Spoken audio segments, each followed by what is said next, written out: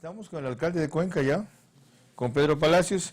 Señor alcalde, buenos días, bienvenido. Mire, lo voy a tomar de informador para comenzar. No tengo los últimos datos respecto al resultado de la consulta sobre minería en Cuenca. Sé que un 90% estaba por el sí, es decir, por esa serie de prohibiciones y limitaciones que se planteaban así. ¿Es así o no? Bienvenido.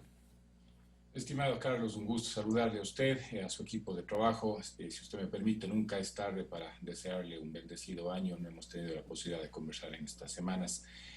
Sobre su consulta, justamente dentro del orden de prelación, lo que es el escrutinio, las papeletas de la consulta popular son las últimas en ser revisadas, y con todo lo que estamos viviendo a nivel de lo que es presidencia, asambleístas, etcétera, todavía va un poco lento ese porcentaje. He estado hasta la madrugada conversando con el equipo y también con personal del CNE, y nos han comprometido en el transcurso del día de hoy darnos resultados más oficiales. Sin embargo, de manera extraoficial y a nivel de sondeos que han corroborado con alguna información que nosotros hemos podido obtener de algunas cantidad relativamente interesante de actas que fueron escrutadas, puesto que fueron diligentemente trabajadas las otras, efectivamente es lo que usted dice. Estará entre un 80 al 90% la ganancia de cuidar las fuentes de agua, es decir, el sí, y bueno, eso nos compromete aún más para seguir trabajando en el beneficio de nuestra ciudad. Señor alcalde, en su cantón, ¿qué repercusión tiene en la práctica este resultado?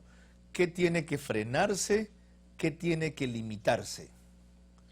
Estimado Carlos, si usted me permite y me regala unos segundos, esto es mucho más fuerte que solo la consulta popular. Y me explico. El cuidado del ambiente para nosotros es fundamental y tiene que ser integral y también integrador. La consulta popular, que tenemos la posibilidad, o tuvimos la posibilidad de empujarla, de motivarla, de emprenderla y promoverla, es uno de los instrumentos que nos garantiza que precisamente en esas zonas de recarga hídrica, en esas áreas delimitadas en cada una de las 5 cuencas, se prohíba la explotación minera a gran escala. Pero eso no es suficiente. Nosotros hemos demostrado con creces que la actividad antrópica, el crecimiento de la mancha urbana que empuja y expulsa la frontera agrícola, también está generando ciertos problemas, y también en ese sentido estamos trabajando fuertemente. Comentarle que hace un par de semanas atrás en Consejo Cantonal creamos la ordenanza de creación de áreas de conservación y uso sustentable, las mismas que ya generaron en esa ordenanza más de 20.000 hectáreas para ponerles en el máximo nivel de protección en 3 zonas importantes, que es Mazán, Gallo Cantana, Curiquingue y el Bosque Protector Machángara. Y en esa ordenanza también se crea un procedimiento para que puedan incorporarse adicionales otro hectárea, otra superficie más, y con recursos de área interior de la corporación municipal, que obviamente nos va a garantizar. Y eso le sumamos otra serie de actividades, planes, programas, proyectos de reciclaje, economía circular, cuidado de las riberas. Tenemos un programa que se llama Bosques de Ribera. En fin, es mucho más integral que solamente la consulta. Ok, esas áreas de conservación,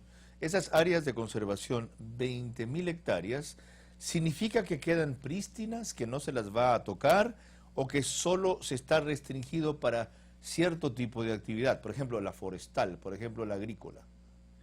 Quedan realmente totalmente restringidas, estimado Carlos. No va a haber y no puede haber ninguna actividad en las mismas. Realmente la actividad antrópica, la intervención del ser humano en las mismas será extremadamente limitada, básicamente por un tema de conservación, por un tema puntual de justamente el cuidado. Sin embargo, no se podría dar ningún otro tipo de actividad, mucho menos un tema agrícola, ganadero, y peor aún algunos de explotación. ¿Hosterías para turismo y hacer turismo ecológico? En esas áreas no. Sin embargo, como tenemos hacia más abajo, ya vemoslo, porque estas están las cuencas mucho más arriba, se permite de alguna manera este tipo de actividad turística, pero en estas áreas, en estas 20.000 hectáreas, no sería. Está claro. Verónica Cuello lo está escuchando, son las 8:17. Estamos con el alcalde de Cuenca, Pedro Palacios, y a él te quiere preguntar más. Ingeniero, buenos días. Aparentemente, aunque no se tenga el 100% del escrutinio, ha ganado la protección del agua. ¿Cómo hacer para controlar o evitar la minería, la pequeña minería o la minería artesanal, que realmente es la más dañina? Siempre es una preocupación ese tipo de actividades que se puedan generar. Obviamente eso está directamente como competencia en manos del ente rector, que es el Ministerio del Ambiente a través del Gobierno Nacional. Sin embargo, nosotros no podemos también estar de brazos cruzados y decir, bueno, eso ya es problema de un tercero. Tenemos que trabajar y lo venimos haciendo de manera complementada. En nuestro caso puntual, en nuestras áreas de competencia, venimos trabajando a través de un proceso de asistencia en lo que es la agroproducción, el manejo también del tema ganadero, el cuidado y la forma correcta y adecuada de los diferentes lugares que le den un sustento justamente a las personas que viven en estas comunidades, puesto que de alguna forma lo que les motiva es no tener una actividad económica que les sea lucrativa. Por otro lado, también tenemos una asistencia social a través de Acción Social Municipal y Desarrollo Social, y en temas de seguridad a través del Consejo de Seguridad Ciudadana. Todo esto coadyuvará precisamente para buscar el blindaje de estas zonas por un lado. Y por otro lado, también tener claridad que en estas zonas no necesariamente se encuentra a una superficie muy, digamos, o a una profundidad, perdón, una profundidad no muy cercana a la superficie, más bien está a algunos metros hacia abajo, y por lo tanto la intervención traerá costos adicionales que no necesariamente será rentable para este tipo de minería, como usted indica, pequeña, artesanal, que para nosotros el término artesanal no es el más adecuado del mundo, y peor aún esa minería ilegal. Y para nosotros, estimada Verónica, es fundamental ser coherentes con lo que pensamos, hacemos y decimos. Habíamos propuesto a la ciudadanía, nos habíamos comprometido con la ciudadanía en cuidar las fuentes de agua, y esta es una de las múltiples actividades que demuestran que así lo estamos haciendo. Sí, en otro orden, usted, o se dijo en noviembre del 2020, no usted, pero se dijo en noviembre del 2020 que la consulta popular sobre minería metálica no iba a afectar a Loma Larga, que es un proyecto de oro y plata que está valorado en 315 millones de dólares de la canadiense INV Metals. ¿Esto se mantiene?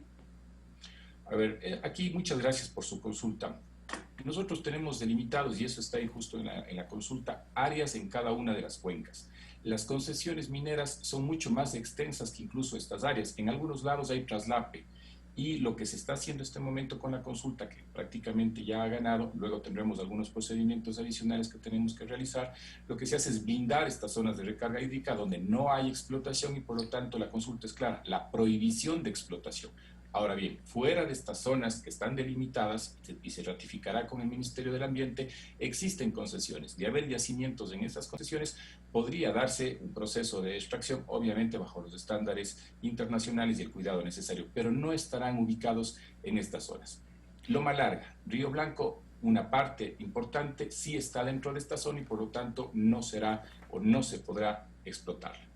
Muchísimas gracias, ingeniero. Desde mi lado, vamos a continuar con su entrevista con Carlos Vera.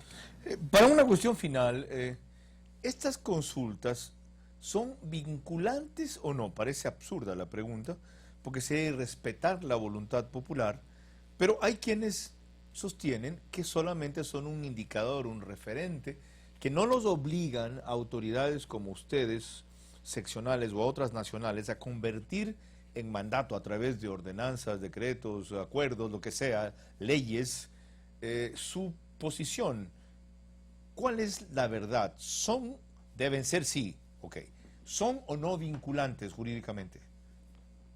Deben ser y son, estimado Carlos, de acuerdo a lo que nuestros asesores en Derecho Constitucional nos han indicado, y precisamente es por esa razón que la Corte Constitucional, al momento de analizar nuestra exposición de motivos, los considerandos y las preguntas propiamente dichas, nos dan el aval, nos dan ese dictamen favorable, y eso es fundamental.